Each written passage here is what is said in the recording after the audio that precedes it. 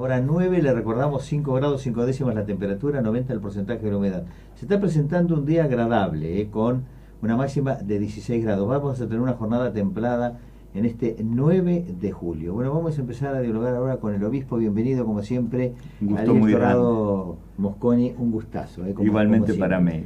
Porque además vienen bendiciones al medio, así que eso hay que... Esperemos que así sea, estoy seguro que así va a ser. Bueno, en un rato vas a estar dando el tradicional Te Deum de una celebración por la fiesta patria. ¿Cuál es el significado de este Te Deum, de esta celebración, para que lo entendamos absolutamente todo? ¿Es parte de la celebración? ¿Tiene una fuerza espiritual? Es un hecho religioso, digamos, donde damos gracias a Dios por el don de la patria. Vos sabés que la concepción de la patria tiene que ver en nuestra tradición cristiana con el cuarto mandamiento. El cuarto mandamiento es el que tan conocido que lo decimos como honrar a nuestros padres, correcto, honrar a padre y madre, pero al honrar a nuestros padres honramos también a nuestros mayores, a nuestros antepasados, a todos los que de un modo u otro han colaborado para regalarnos nuestras tradiciones, nuestra cultura. Y por eso siempre la Iglesia, desde los primeros cristianos, aún en situaciones muy graves y aún en situaciones de persecución, los primeros Te Deum lo hacían los cristianos en la época en que gobernaba Nerón, que era, digamos, perseguidor de la Iglesia, pero bueno, siempre la Iglesia ha tenido conciencia de la importancia de orar por las autoridades, de orar por aquellos que tienen una responsabilidad en orden al bien común, y bueno, y de dar gracias a Dios por toda lo que hemos recibido de nuestros mayores. Así que en este caso, cómo no dar gracias por la independencia, claro, de nuestra patria, y donde, bueno, la Iglesia desde sus mismos orígenes, desde sus mismas raíces, ¿no es cierto? Por poner un nombre, Fray Justo Santa María de Oro, pero podemos pensar en tantos congresales, la mayoría de los congresales en aquel momento que firmaron la declaración, sacerdotes o religiosos, digamos, que tenían un compromiso muy fuerte. Exactamente. Bueno, por supuesto eran otras épocas donde tal vez hacía falta una mayor presencia de los sacerdotes por la situación cultural del país, claro, donde tal vez no había la cantidad necesaria de personas con formación cultural, como para poder afrontar ciertos desafíos que estaban en aquel momento en nuestra nación, pero sin duda desde los mismos orígenes de nuestra nación, de manera ininterrumpida, se ha hecho siempre el Te Deum para las grandes fiestas patrias, para el 25 de mayo y para el 9 de julio. Bien, bueno, yo no te voy a pedir que nos dejes el mensaje porque después va a ser parte de la noticia nuestra. Muy bien. En el diario voy a ser respetuoso si lo escuchamos todo con mucho gusto. Pero esos mensajes siempre nos pegás un sacudón, ¿eh? No, yo no lo... siempre cuando hablo en un Te Deum, me implico también yo, implico a la Iglesia, todos tenemos que luchar por crecer, por mejorar como nación, como país, como sociedad. Así que no es nunca, intento realmente nunca hacerlo como un sacudón a los demás, sino como un sacudón que necesitamos todos, a la luz de la palabra de Dios, para poder... Lo refiero como un sacudón a todos, y más en esta hora particular de la historia institucional, la historia social, ¿no? Tal cual. Y el 9 de julio... Además, esta ciudad se llama 9 de julio, por esa fecha también viene bien. Sin duda. Para una reflexión y cómo encauzarnos y cerrar grietas y divisiones. Exactamente. Mira, el 9 de julio fue un día martes, 1816. Sí. Hoy es martes. Y martes tiene la particularidad que viene de arar y cultivar, más allá del planeta rojo, con la fuerza que eso tiene y las bondades, y conjuntamente con ello el sentido de sacar el trigo de la cizaña, separar, y nosotros a veces no nos hemos dado cuenta hasta de ese significado como simbólico, pero que también tiene un correlato en la historia. Sí, sí, sin duda el trigo y la cizaña van a crecer juntos siempre. Bueno, el Señor mismo lo enseña en el Evangelio, ¿no?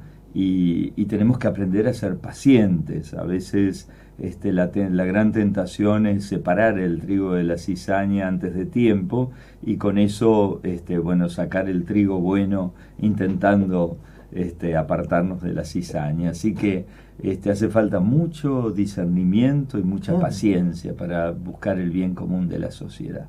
Bien, bueno, hay un compromiso, sos un hombre viajero, has estado en el Vaticano no hace mucho, reunido con el Papa, conjuntamente con tus pares, sobre un encuentro muy, muy particular.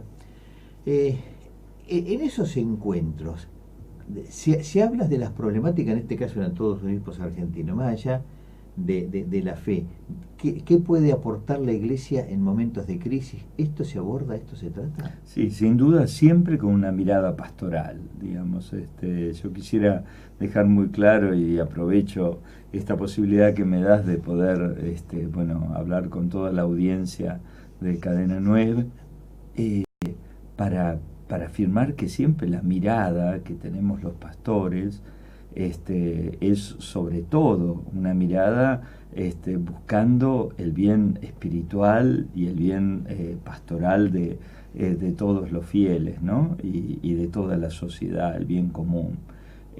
Jamás, bueno, tenemos una lectura de la realidad o de la situación que nos toca vivir en términos de una política partidaria. Por supuesto, sí, una mirada desde la política, pero desde la política ordenada al bien común, no desde la política partidaria. Por eso, bueno, en algunos momentos donde se ha planteado como que el Papa estaría haciendo un armado político de una índole o de otro, eso me parece totalmente disparatado, porque la mirada del Papa y la mirada que tenemos los pastores de la Iglesia fundamentalmente es en orden a unir a todos los argentinos y en la búsqueda del bien común. ¿Y por qué esta necesidad de involucrarlo al Papa en la política?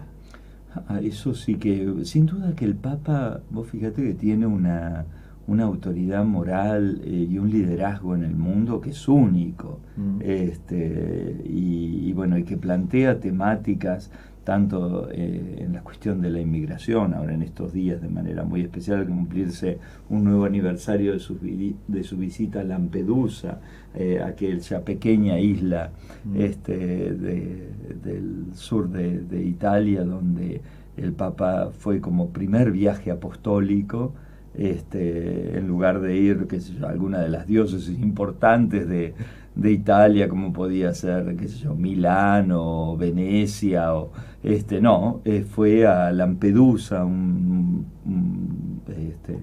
pueblo muy pequeño, donde, bueno, llegan los inmigrantes escapados del hambre y de la marginación en el África para poder, con una mirada de esperanza, llegar a Europa para poder salir de esa situación.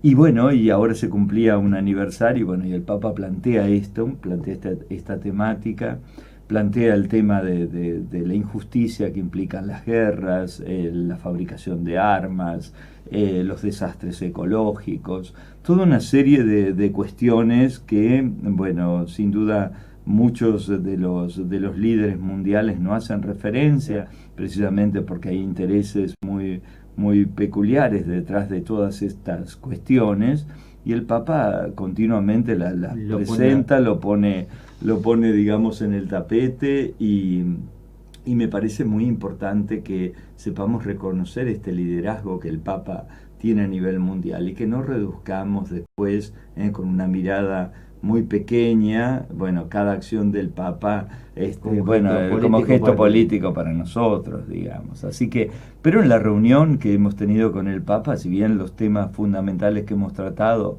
han sido cuestiones pastorales, también, por cierto, que en este orden de colaborar en el trabajo por el bien común que tenemos en la Iglesia, con una mirada de legítima autonomía que tiene, por supuesto, la sociedad civil y donde la Iglesia tiene que aprender a colaborar, pero sin una injerencia que implique el quitar la legítima autonomía que tienen las realidades temporales, ¿no es cierto? Bueno, vos en una homilía marcaste el camino, hay que atender las necesidades de las adicciones.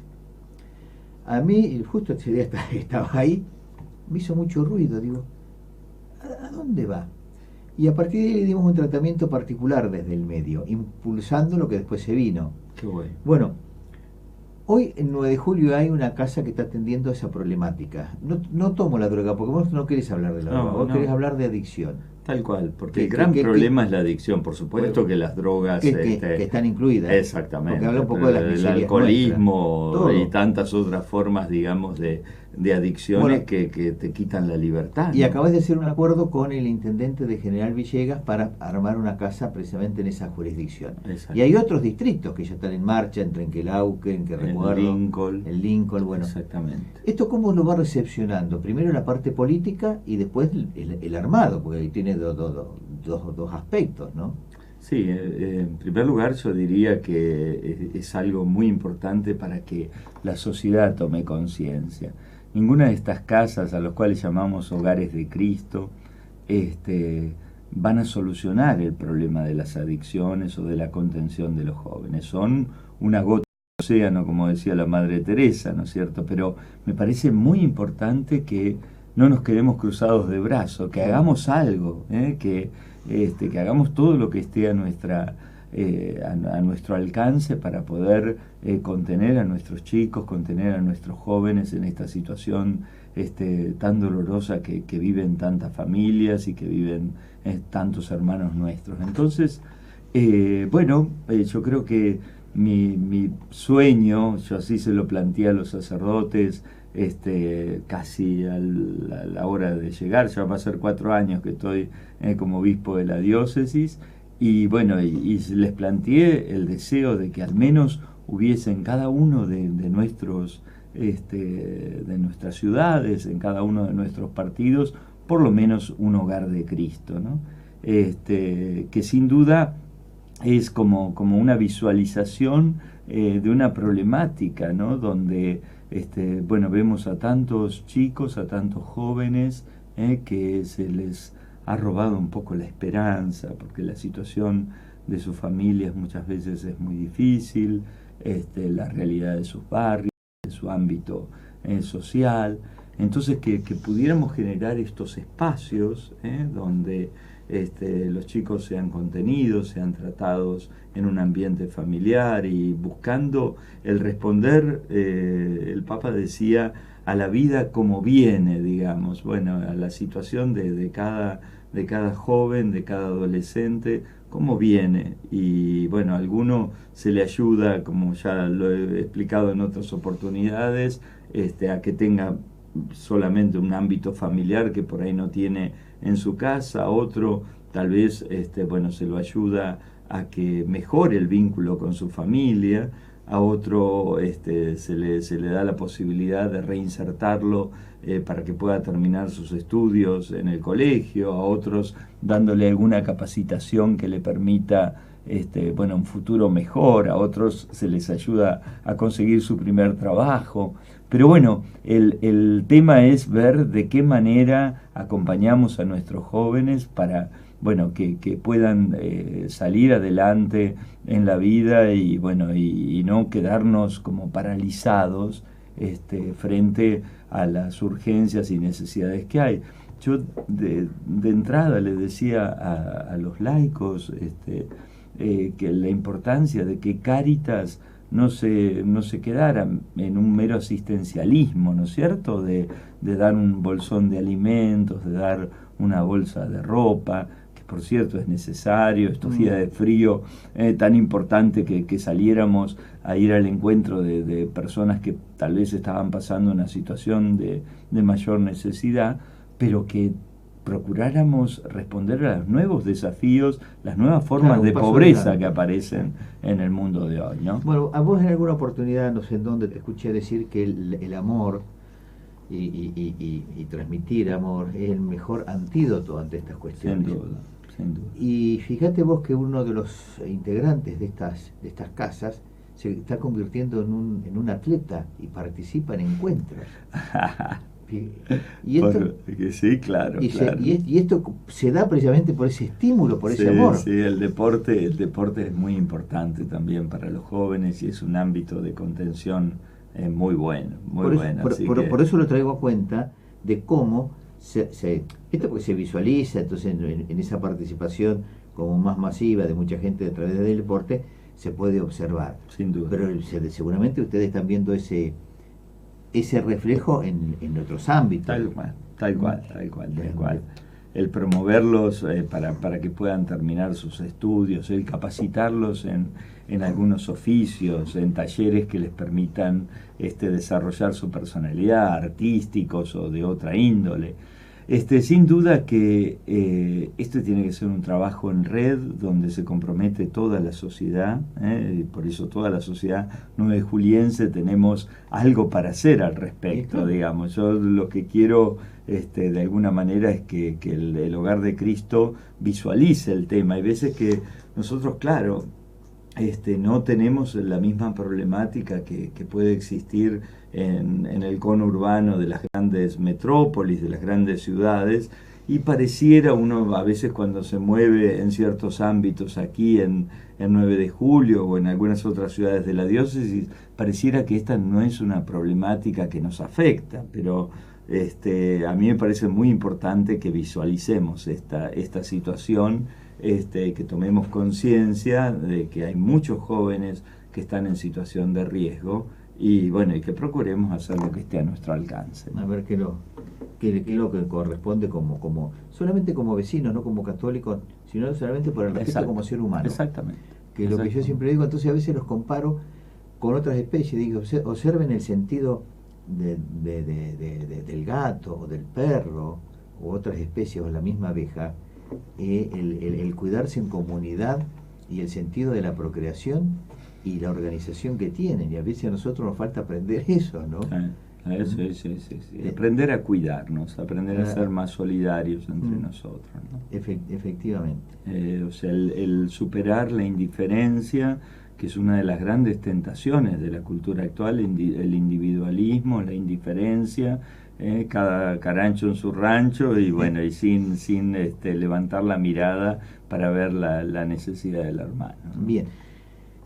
Por ahí estuve leyendo hace unos días el tema del sostenimiento de la Iglesia y los dineros del Estado, que hay como una discusión o como un encauce de todo eso. ¿Qué es lo que está pasando con este tema? Ya lo hemos hablado en alguna otra oportunidad, pero es importante que se sepa, digamos, en qué consiste, el subsidio que el Estado aporta a la Iglesia.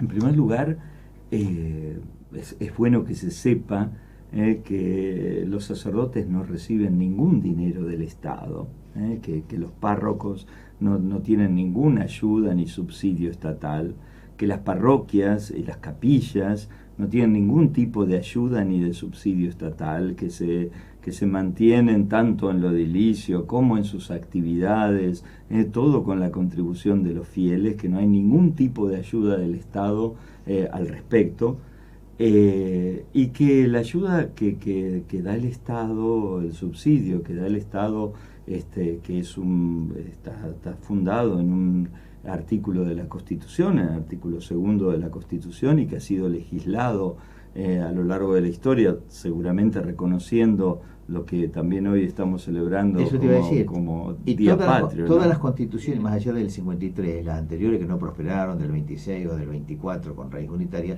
tenían ese mismo principio. Eso te lo cuento a los oyentes y televidentes también ahora, ¿no? Claro. Y bueno, y entonces lo que se hace es se entrega un pequeño subsidio, realmente un subsidio que no llega a cubrir ni el 10% de lo que es digamos, lo oneroso que cuesta el sostenimiento de una mínima infraestructura en la iglesia, que es una asignación que se hace a cada obispado, para la infraestructura del obispado y para el sostenimiento de las vocaciones de los seminaristas. Es bueno saber que, bueno, este subsidio que se entrega por seminarista es de 3.500 pesos por seminarista, pero que el seminario, por ponértelo digamos, en los valores actuales, el seminario nos cobra por cada seminarista 14.000 pesos. Porque, bueno, evidentemente el sostenimiento de los estudios y de la vida de un joven, bueno, demanda por lo menos ese dinero, ¿no? Y eso es lo que nos cobra. Nosotros enviamos nuestros seminaristas al seminario de Mercedes y tenemos que abonar por cada seminarista 14.000 pesos mensuales. Bueno, y hoy hay información, varios, tienen varios jóvenes de la Gracias a Dios tenemos 15 seminaristas. Pero digo, es importante saber que el aporte que hace el Estado a la Iglesia, que es una reparación también histórica, que tiene muchas connotaciones, porque, bueno, como vos bien sabrás, el Estado en su momento ha expropiado bueno, cantidad de bienes que tenía la Iglesia, que habían sido donados para la Iglesia, y que, bueno, y que el Estado, porque vio la necesidad de dedicarlos para otros objetivos, bueno, fue confiscando diversos bienes. Así que eso, de algún modo es una especie de reparación. En esto es bueno que se tenga en cuenta que muchos países, aún Rusia, cuando en la época de la Unión Soviética se expropiaron cantidad de bienes inmuebles a la Iglesia, hoy la Iglesia está bueno, aportando una reparación por el Estado en Rusia está aportando una serie de subsidios, sobre todo a la Iglesia ortodoxa, que es mayoritaria en Rusia, en lo que era la ex Unión Soviética, así como en los países satélites de aquella época de la Unión Soviética, porque es un deber de justicia, digamos, reparar lo que se ha tomado que pertenecía a la Iglesia. De todos modos, nosotros queremos, y estamos trabajando en eso, resignar, digamos, esos subsidios que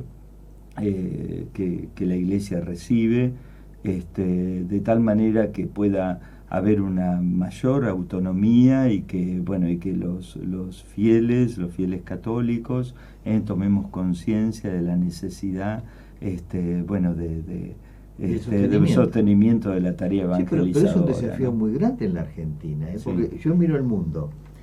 Alemania tiene un concepto muy alto, el pueblo alemán, sí, precisamente para el sostenimiento. Sí. Y lo hace con una entrega y con una devoción. Por mirar a alguien en Europa. En América, Chile tiene un concepto muy alto y muy fuerte. Pero España, en Italia, los países... Ponía algunos extremos, ¿no? Sí.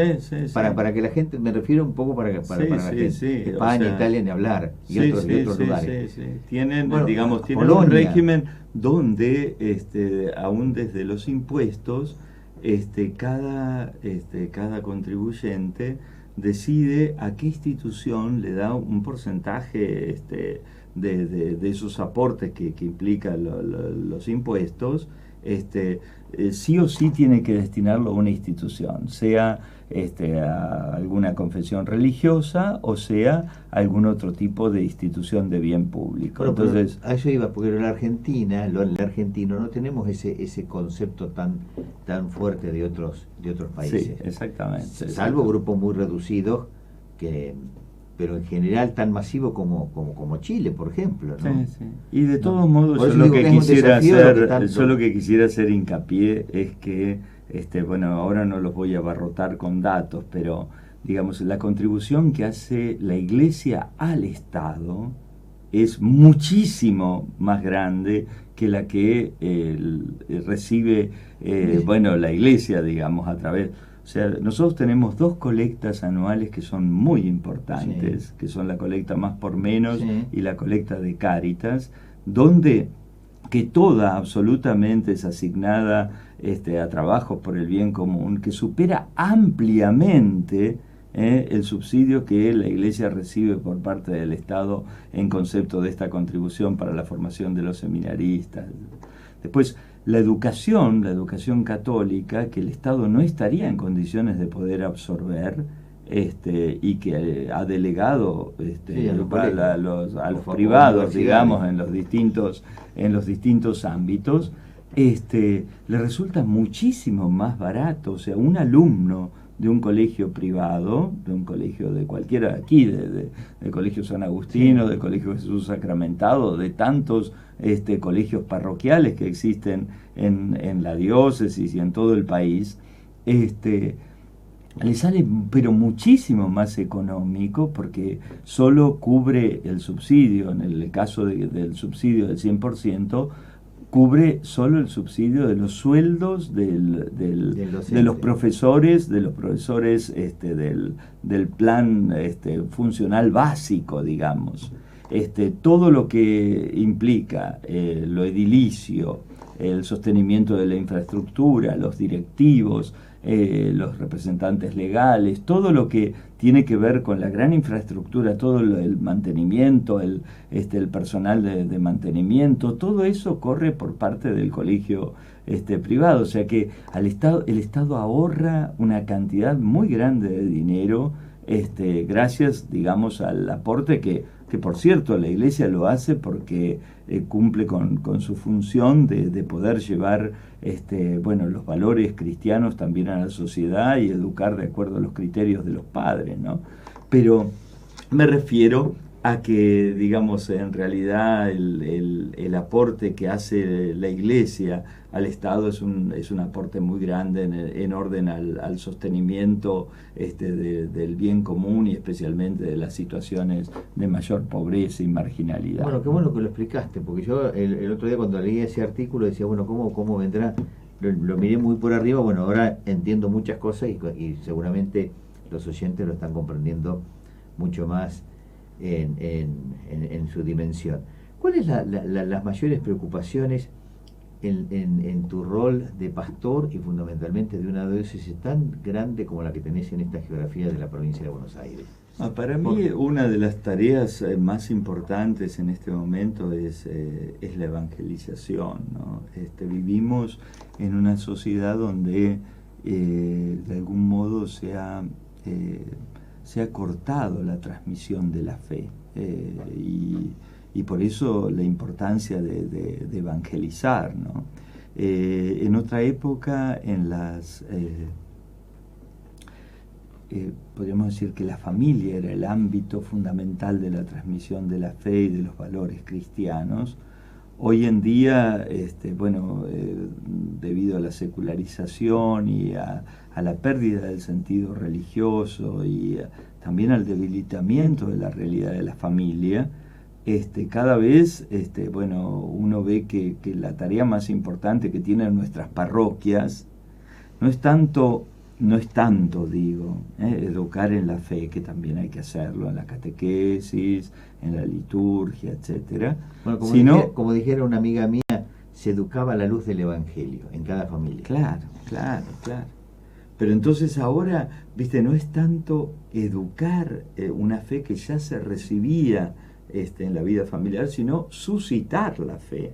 Fundamentalmente suscitar o crear que las parroquias y las comunidades eclesiales sean ámbitos donde la gente realmente se pueda encontrar con Dios, que pueda tener una experiencia de Dios, una experiencia de lo trascendente, que pueda interrogarse sobre las grandes preguntas humanas, el sentido de la vida más allá de esta vida terrena, la realidad de la muerte, cómo encarar las situaciones existenciales más profundas, que a veces más hondas. Son como tabú, ¿no? En todos los ámbitos no las queremos hablar nunca. A veces no las queremos hablar, las escondemos, hasta que de repente aparecen en el horizonte de nuestra vida, una enfermedad, Sí. la pérdida Bueno, de un ser querido. A mí el padre Barbudo me sorprendió cuando días antes me decía estoy en la gatera y él mismo aceptaba bien, nunca lo vi con un mensaje de tristeza, el desenlace de su vida, ¿no? Bueno, yo lo dije en la homilía, Sí. lo habrás escuchado, él estaba deseando el encuentro con Dios, él lo decía continuamente, estoy realmente con ese deseo de encontrarme con Dios para ver cómo será eso que no podemos ni imaginarnos. Bueno, pero todos, yo los estudiantes generales de la ley, eso lo miramos con mucho temor, con pudor, con Sí, sí. un gran interrogante, ¿cómo será ese momento? Y hay que estar preparado para decir, bueno. Sí, sí. Sí, por cierto que el temor ante la realidad del sufrimiento, de la muerte, es algo muy humano. El mismo Jesús, en el huerto de los olivos, cuando ya se acercaba la hora de su pasión, nos dice que se llenó de angustia y que Sí, sudaba claro. sangre de ese dolor, de ese sufrimiento, hasta que hace ese acto de confianza plena en el Padre y de abandono en Dios. Sin duda que es la tarea que tenemos nosotros y que tenemos que procurar por sobre todo en la vida pastoral de la iglesia, ¿no? Ayudar a que esas preguntas más hondas, más profundas de nuestra existencia encuentren su respuesta en Dios, ¿no? Y por lo tanto, yo insisto mucho a los sacerdotes en priorizar todo lo que tiene que ver con los retiros espirituales, que aprovecho también a toda la audiencia que nos está escuchando, ¿no? Que esté atenta, porque hay una cantidad de ofertas. De hecho, ahora este fin de semana va a haber un cenáculo para los jóvenes. Si hay algún joven que tenga interés de Acá en la ciudad de 9 de julio. aquí en la ciudad de 9 de julio, pueden anotarse en la catedral, va a ser y aquí en la casa, en la quinta en parroquial. la quinta, exactamente. Que está muy bien cuidada por otro Sí. lado. Bueno, y entonces que los jóvenes puedan encontrarse con Dios, puedan ir al encuentro con Dios. Hemos visitado todos los colegios, hemos invitado en las entidades deportivas, en los clubes, y bueno, y los jóvenes mismos se están encargando de invitar a otros jóvenes. Y digo, para los que nos están escuchando, si hay algún joven en la familia que ustedes ven que le puede hacer bien, que se acerquen a la Secretaría de la Catedral para anotarse, y bueno, y que los jóvenes puedan tener esta experiencia de Dios. Hay otras iniciativas como el entretiempo, que para los hombres en torno a la mitad de la vida, ¿no? Después de haber jugado el primer tiempo de nuestra existencia, bueno, ¿cómo queremos plantearnos la segunda parte de nuestra vida, ¿no? Bueno, y esto se hace 2 veces al año, también aquí en 9 de julio, digo, entre las... bueno, después hay otros retiros como Emaús, cursillos, bueno, tantas formas de acercarnos a Dios, de buscar encontrarnos con Dios, de buscar respuesta también a los interrogantes más hondos que tenemos. Bueno, los ¿no? madrugadores me parece que fue una apertura muy, muy grande, más allá de que alcanza varones nada más, porque permite que vaya cualquier vecino que tenga ganas de orar sin ningún tipo de condicionamiento. Exactamente. Nadie le pregunta ni presente, ni pasado, Exactamente. ni futuro. Exactamente. Solamente que tenga ganas de compartir Sí, una es oración. muy hermoso ese espacio de los sábados a las 7 de la mañana en Y la gente Catedral. va con entusiasmo. Tal cual. Y bueno, y como vos decís, gente de cualquier condición, incluso algunos que no pertenecían a la fe cristiana. Sí. Bueno, hemos tenido la conversión de algún hermano mayor en la fe, de algún judío que se ha convertido a la fe católica. Y bueno, y este espacio, sin duda, vos decías, es solo para hombres. Es cierto que tal vez los más reacios a la expresión religiosa solemos ser los hombres, así que que se genere este lugar, este espacio para que los hombres puedan ir a orar. Además se gestan infinidad de corrientes de solidaridad también y de Tal cual. y de cooperación. Tal cual. Bueno, y ahora se está terminando la ermita, ya está en construcción, ya ha llegado la Virgen. Así es. Así que en cualquier momento la está presentando en sociedad. Espero que ahora, con ocasión de las fiestas patronales que tendremos en agosto, por eso, aquí en cualquier momento la está presentando. Exactamente, que podamos bendecir esta ermita en el Parque General San Martín, que es un lugar emblemático, tan hermoso de nuestra ciudad, y bueno, que ahí tengamos un ámbito también para experimentar el abrazo y el cobijo de la Virgen María, ¿no? Bueno, te tenés que ir a preparar para el Te Deum de algunos minutos. Así que yo te quiero agradecer enormemente esta charla. No se va a agotar, como te digo siempre, en este encuentro. Te vamos a seguir convocando. Y este minuto final es tuyo. Incluida si querés hacer una bendición al medio, a los oyentes, a todos. Adelante. ¿Cómo no? Me parece que en estos tiempos que estamos viviendo, de manera muy especial en nuestra patria, no tenemos que bajar los brazos, no tenemos que perder la esperanza, tenemos que recuperar los valores humanos y los valores espirituales, la mirada trascendente. Hemos hablado del tema del sostenimiento de la tarea evangelizadora de la Iglesia, ¿no? Yo creo que el gran interrogante y la gran pregunta que nos tenemos que hacer como sociedad es qué valor le damos en la sociedad a los valores trascendentes, ¿no? Si solo valoramos las cosas materiales, solo valoramos las necesidades primarias que tenemos, que por cierto merecen una atención, un cuidado, porque no se puede rezar con la panza vacía, y es muy doloroso la situación de tantos niños, de tantos jóvenes que están sumergidos en la pobreza y sin la posibilidad muchas veces de levantar su mirada para tener otros planteos, ¿no es cierto? Esos planteos humanos tan necesarios para el desarrollo y el crecimiento de la persona, pero sin tener las necesidades básicas cubiertas, ¿no? Como es la alimentación, la salud, los cuidados primarios de la persona. Difícilmente se va a poder preocupar una persona por su crecimiento espiritual, por su crecimiento cultural, por su educación. Entonces, me parece muy importante que procuremos luchar y trabajar todos juntos, superando cualquier tipo de división, de grieta, que a veces puede beneficiar a algunos electoralmente, polarizar y generar una grieta, ese famoso dicho de Maquiavelo, divide y reinarás, pero que nos hace muy mal como sociedad. Y más vale tenemos que ver, cómo estar todos unidos, cómo unirnos más para, encontrar solución a los graves problemas que nos afectan, y realmente luchar juntos para construir un 9 de julio mejor, una sociedad en la Argentina mejor, donde los valores trascendentes, los valores espirituales, para nosotros los valores cristianos, puedan hacerse presentes en nuestra sociedad.